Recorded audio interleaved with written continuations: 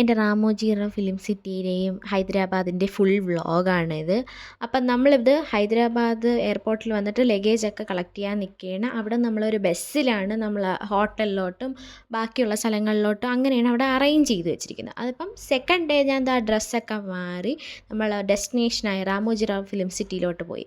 അപ്പോൾ അത് ഭയങ്കര വലിയൊരു ഏരിയയാണ്, ഏക്കർ കണക്കുള്ളൊരു ഏരിയയാണ്. അവിടെ നമ്മൾ ടിക്കറ്റ് എടുത്തിട്ട് വേണം, എനിക്ക് തോന്നുന്നു 1700 സംതിങ് അങ്ങനെ എങ്ങാണ്ടായിരുന്നു എൻ്റെ ടിക്കറ്റ് പെർ ഹെഡാണ്.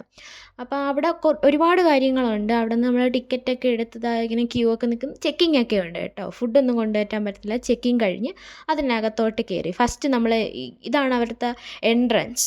ഫ്രണ്ടിൽ റാമോജി എന്നൊക്കെ ഭയങ്കരമായിട്ട് എഴുതി വെച്ചിരിക്കുന്ന ഇവിടെയാണ് നമ്മൾ എന്താ പറയുന്ന എല്ലാ എന്നല്ല മിക്ക സിനിമകളും ഇവിടെയാണ് ഷൂട്ട് ചെയ്തിരിക്കുന്നത്. നമുക്ക് ലെഫ്റ്റ് സൈഡും റൈറ്റ് സൈഡും നമുക്ക് അവിടെ ഗൈഡ് ഉണ്ട് കേട്ടോ. നമ്മൾ അവിടെ നിന്ന് ഒരു പ്രത്യേകം ബസ്സിലാണ് പോകുന്നത്. അപ്പോൾ അവിടെ ഗൈഡ് ഉണ്ട്. പുള്ളി ഇങ്ങനെ പറയും ഇന്ന സിനിമ ഇവിടെയാണ് എടുത്തത്, ഇന്നത് ഈ സ്ഥലമാണ്, ഇതാണെന്നൊക്കെ പറഞ്ഞു തരും. ഇതാണ് അവിടുത്തെ ആ ബസ്. ഇങ്ങനെ എല്ലാ ബസ്സും കാണും. ഇത് ചില സിനിമയിലൊക്കെ ഈ ബസ് കാണിച്ചിട്ടുണ്ട്.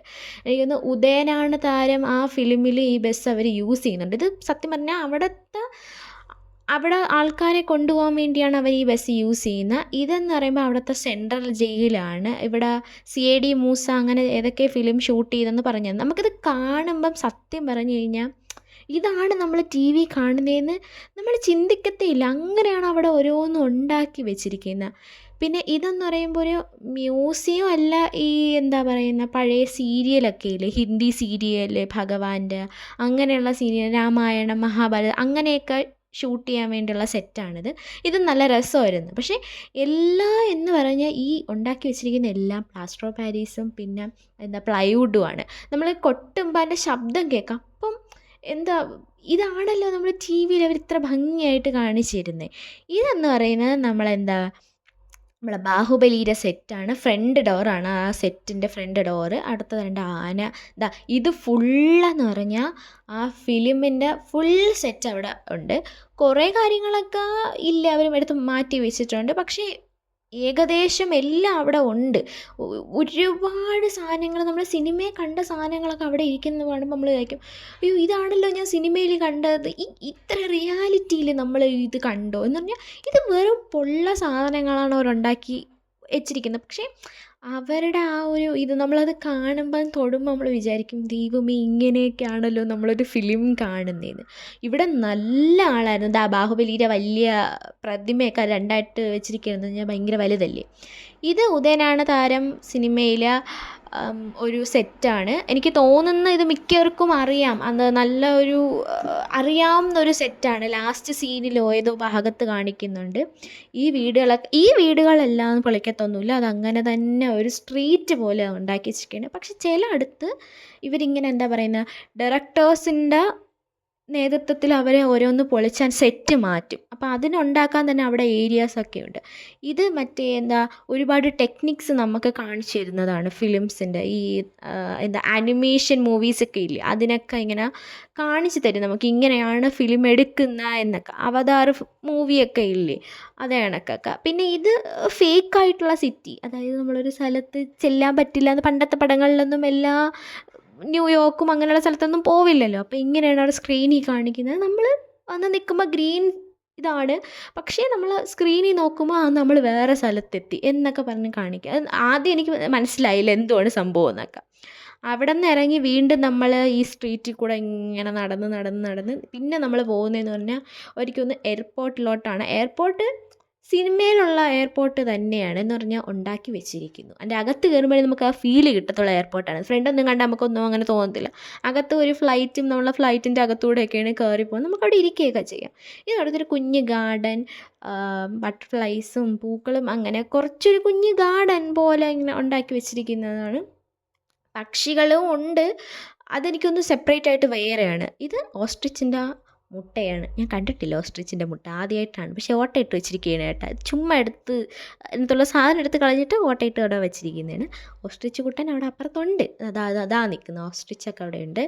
അത് കഴിഞ്ഞിട്ട് നമ്മളിതാ പോയത് ഒരു ബുദ്ധൻ്റെ കേവ് പോലെ ഉണ്ടാക്കിയിട്ട് എന്തൊക്കെയോ അവിടെ കാണിക്കുന്നു. എനിക്ക് സത്യം പറഞ്ഞാൽ അതെന്തോണെന്ന് മനസ്സിലായില്ല. ഇനി വല്ല സെറ്റായിരിക്കാം. പുരാതനമായ എന്തെങ്കിലും ഫിലിം എടുക്കാനുള്ള സെറ്റായിരിക്കാം ഇതൊക്കെ ഉണ്ടാക്കി വെച്ചിരിക്കുന്നത്. കൃത്യമായിട്ട് നമുക്ക് കണ്ടാൽ ഒന്നും മനസ്സിലാകത്തൊന്നുമില്ല. ആരെങ്കിലും പറഞ്ഞു തന്നാലേ നമുക്ക് പെട്ടെന്ന് കിട്ടൂ. ഇത് അവിടുത്തെ ഒരു ബോൺസായി കുഞ്ഞ് പ്ലാന്റ്സിൻ്റെ ഒരു കളക്ഷൻ പോലെ. അവിടെ നിന്ന് നമ്മൾ നടക്കാനാണെങ്കിൽ ഒരുപാട് നമ്മൾ ഒരിടത്തു നിന്ന് നടന്ന് വീണ്ടും ആ വഴി കൂടെ തന്നെ നമ്മൾ വീണ്ടും നടക്കും. അമ്മക്ക് തന്നെ പറയും ഇത് നമ്മൾ കണ്ടതല്ലേ എന്ന്. ഇതെന്ന് പറയുമ്പം ഫിലിമിൻ്റെ ടെക്നിക്സ് പറഞ്ഞു തരുന്നത്. പണ്ടത്തെ മൂവീസിൽ ബൈക്ക് ഓട്ടിക്കുന്നതൊന്നും കാണിക്കത്തില്ലല്ലോ. അപ്പോൾ അവിടെയുള്ള 2 ഓഡിയൻസിനെ വിളിച്ചിട്ട് തന്നെയാണ് അവരിത് നമുക്ക് കാണിച്ചു തരുന്നത്. അവരിങ്ങനെ വണ്ടി ഓട്ടിക്കുന്നു, മുകളിൽ സ്ക്രീനിലിട്ട് കാണിച്ചു തരും. ഇത് സൗണ്ട് എഫക്ട്സ് ആണ്. ഉണ്ടാക്കത്തില്ലേ നടക്കുന്ന, ഓടുന്ന, ഇടിക്കുന്നത്, അതിൻ്റെയൊക്കെ സൗണ്ട് എഫക്ട്സ് ഇതൊക്കെ നമുക്ക് നേരിട്ട് കാണിച്ചു തന്നുകൊണ്ടിരിക്കും. ഈ സൗണ്ട് എഫക്ട്സും ഇതെല്ലാം വെച്ചിട്ട് നമുക്ക് ലാസ്റ്റ് ആ മൂവി എങ്ങനെ ഇറക്കുന്നെന്ന് വരെ അവർ കാണിച്ചു തരും. പെട്ടെന്ന് ഒരു കുഞ്ഞ് തട്ടിക്കൂട്ട് സംഭവം. പിന്നെ ഇത് ചുമ്മാ പിള്ളേർക്ക് വേണ്ടി ഒരു ഒരു എൻജോയ്മെൻറ്റ് കണക്കൊരു കുഞ്ഞ് റൈഡ്. ഒന്നുമില്ല ഇതിനകത്ത് പ്രത്യേകിച്ച് അങ്ങനെ എനിക്കൊന്നും തോന്നിയിട്ടില്ല. ഇത് നമ്മൾ പിന്നെ പോയ ഒരു പാലസാണ്. ഈ പാലസ് എന്ന് പറയുമ്പോൾ എനിക്കൊന്ന് യുനെസ്കോ ഹെറിറ്റേജിലുള്ളതാണ്. ഞാൻ ഗൂഗിളിൽ കണ്ടതാണ്. എനിക്ക് കൃത്യമായിട്ട് അറിയത്തില്ല. ഇതും ഭയങ്കര ഒരു ഏരിയയാണ്. അവിടെ എനിക്ക് തോന്നുന്നു ഇത്രയും ഏരിയ ഉള്ള സ്ഥലം ഞാൻ ആദ്യമായിട്ടാണ് ട്രിപ്പ് പോണത്. നടന്നൊരു പരുവമായി. നമ്മൾ ഒരിടത്തു നിന്ന് നടന്ന് പിന്നെ വീണ്ടും കുറേ നടക്കാണ്ട്. ഇതിനടുത്ത് കുഞ്ഞ് മിനിയേച്ചറായിട്ട് ഉണ്ടാക്കി വെച്ചിരിക്കുന്നതിന് കുഞ്ഞ് അവിടുത്തെ സംഭവങ്ങൾ തന്നെ കുഞ്ഞിതായിട്ട് മിനിയേച്ചറിൽ ഉണ്ടാക്കി വെച്ചിട്ടുണ്ട്. ഇതിൻ്റെ ഒന്നും പേര് അവർ എഴുതി കൊടുത്തിട്ടില്ല. അതാണ് എനിക്ക് ഏറ്റവും വലിയ ഇത് തോന്നിയത്. അതിനകത്ത് ആകെ എഴുതി വെച്ചിരിക്കുന്ന ഡോണ്ട് ടച്ച് എന്നാണ്. പിന്നെ നമ്മൾ പോയത് ഇത് ഗോൽക്കൊണ്ട ഫോർട്ടാണ്. ഇവിടെ ഒരുപാട് മൂവീസ് എടുത്തിട്ടുണ്ട്. എനിക്കൊന്ന് വാണ്ടഡ്, സൽമാൻ ഖാൻ്റെ എങ്ങാണ്ട് മൂവി, ഒരുപാട് ഫിലിംസ് എടുത്തിട്ടുണ്ട്. രാജാവിന് വേണ്ടി പ്രൊട്ടക്ഷന് വേണ്ടിയൊക്കെ ഉണ്ടാക്കിയാണ്. ഇവിടെയാണ് കോഹിനൂർ സ്റ്റോണല്ല ഡയമണ്ട് ഉള്ളത്. ഡയമണ്ട് സിറ്റി എന്നാണല്ലോ, ഡയമണ്ട് സിറ്റിയോ പേൾ സിറ്റിയോ അങ്ങനെ എന്തോ ഒരു സിറ്റിയാണല്ലോ ഹൈദരാബാദിനെ പറയുന്നത്. അതൊക്കെ കണ്ട് നമ്മൾ 3 ദിവസത്തെ ട്രിപ്പ് കഴിഞ്ഞ് തിരിച്ച് നാട്ടിലോട്ട് വരികയാണ്. അതിന് വേണ്ടി എല്ലാവരും ചടപടേന്ന് ഫ്ലൈറ്റിൻ്റെ അടുത്തോട്ടൊക്കെ വന്ന് എല്ലാവരും ഒരു വെപ്രാളമാണ്. അല്ലെങ്കിൽ തിരിച്ച് വരുമ്പോൾ നമുക്കൊരു വെപ്രാളമല്ലേ. നമ്മളത് കഴിഞ്ഞ് തിരുവനന്തപുരം ഇൻ്റർനാഷണൽ എയർപോർട്ടിൽ വന്നിറങ്ങി.